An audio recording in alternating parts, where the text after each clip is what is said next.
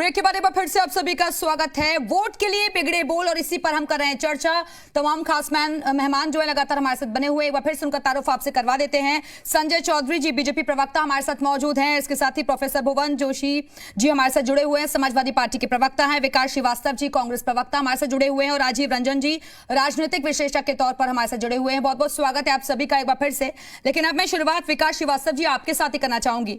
Sir, इन धमकीबाजों पर action कब होगा और क्या आपको लगता है कि इस तरीके की धमकी से डरा धमकाकर वोट लिया जा सकता है?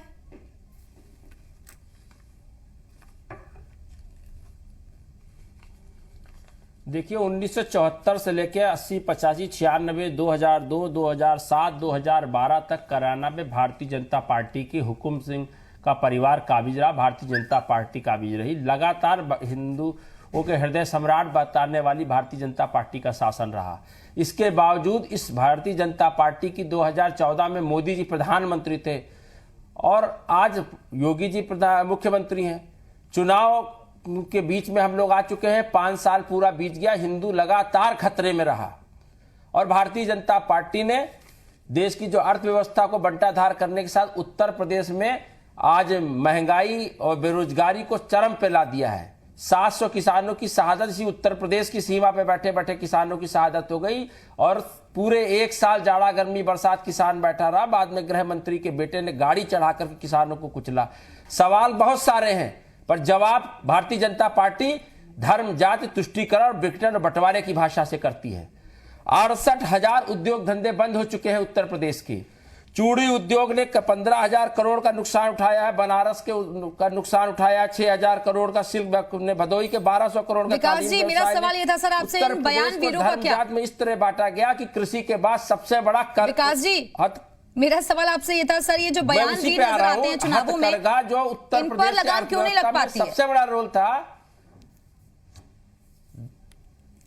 दिव्या जी, लगाम लगाने का समय टीवी चैनल पे नहीं तय होगा। लगाम लगाएगी ये देश, उत्तर प्रदेश की 24 करोड़ की आवाम, और लगाम लगा चुकी है। इसीलिए ये बौखलाहट और घबराहट है कि इस उत्तर प्रदेश में ये विकास के किसी भी मॉडल को नहीं प्रस्तुत कर पाए। गंगा में बहती हुई लाशें और पश्चिम बंगाल के एलिवेटेड ब्रिज को अपना और चाइना के एयरपोर्ट को जेवर एयरपोर्ट बताने वाली भारतीय जनता पार्टी हजारों करोड़ रुपया हर साल खर्च करने के बाद भी आज पूरी तरह जनता के दिल दिमाग में पूरी तरह वॉश आउट हो चुकी है। और अब ये इस तरीके के नाजायज मुद्दों को जो चुनाव में नहीं होने चाहिए, जिससे उत्तर प्रदेश का सांप्रदायिक माहौल बिगाड़ के ये वोट लेने की जो ठीक है संजय जी जवाब दीजिए थी, अब वो नहीं चलने वाली की कोशिश। उत्तर प्रदेश का नौजवान बेरोजगार अब इन सवालों को लेकर इनसे पूछ रहा है। क्या कह रही हैं मैम? बीच बीच में मत बोलिए, मैं अपनी बात पूरी कर लूं। देखिए बेगानी सर आपने बोल दिया, आप जो सवाल उठा रहे हैं बीजेपी पर उसी का जवाब ले लीजिए। संजय जी क्या बोलेंगे? संजय जी ने तो आपको मुद्दा दे दिया।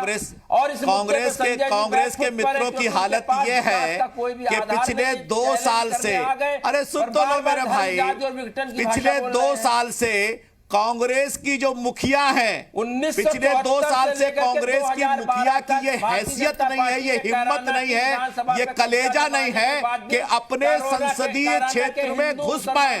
मैंने कहा ना, कांग्रेस की मुखिया अपने संसदीय क्षेत्र से 2 साल से गायब है।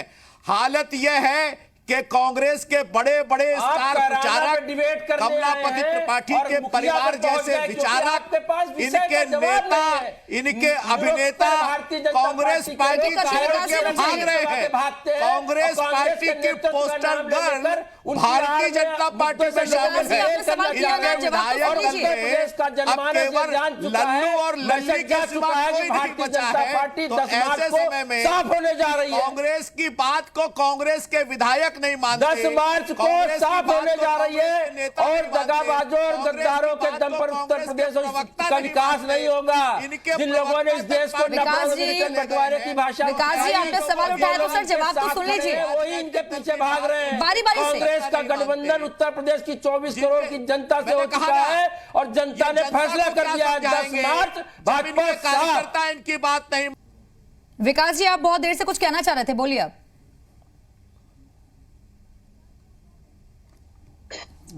देखिए भारतीय जनता पार्टी और समाजवादी पार्टी जानती है 2013 के मुजफ्फरनगर दंगों ने उनको सबसे ज्यादा लाभ पहुंचाया। समाजवादी पार्टी सरकार में थी वो इस अपनी जिम्मेदारी से मुंह नहीं मोड़ सकती है कि 2013 में उसकी क्या भूमिका होनी थी।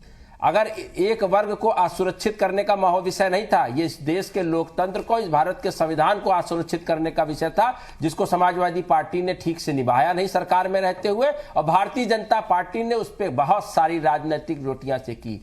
गाय की हत्या करने का व्यवसाय करने वाले, स्लॉटर हाउस चलाने वाले संगीत सोम भारतीय जनता पार्टी को अच्छे लगने लगे और वो इस हीरो के रूप में दिखाई पड़े, महानायक के रूप में दिखाई पड़े।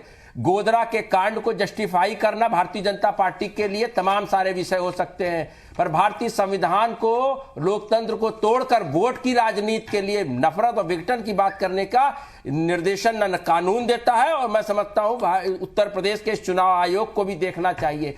ऐसी भाषा बोलने वाले लोगों को जनता ने डिसोन कर दिया है। जिस तरह गंगा में बहती हुई लाशों के लिए योगी आदित्यनाथ को डिसोन कर दिया गया, उसी तरह इस तरीके की भाषा बोलने वाले समाजवादी पार्टी और भारतीय जनता पार्टी, जो एक ही सिक्के के दो पहलू हैं, जो इस देश को, इस प्रदेश को केवल बांट के तोड़ के वोट की राजनीति कर रहे हैं, उनको डिसोन कर दिया गया है। आज विकास परक धर्मवीर जी, वोट की राजनीति के लिए क्या आदरणीय प्रियंका भाषा की मर्यादा को ऐसे तार-तार किया जाएगा? मामला है जो बेटी की साड़ी खींचने का काम हुआ है, ये कौरों की सेना है जो बेटी के साथ बलात्कार करने की कोशिश बंद कराइए बाबू, ये जो बोल रहे हैं कौन सज्जन बोल रहे हैं। ठीक है विकास जी। आया तो भारतीय जनता पार्टी और सपा एक दूसरे को कवर फायर दे रहे हैं और मुद्दे से ड्रेल करने का काम कर रहे हैं जनमानस को।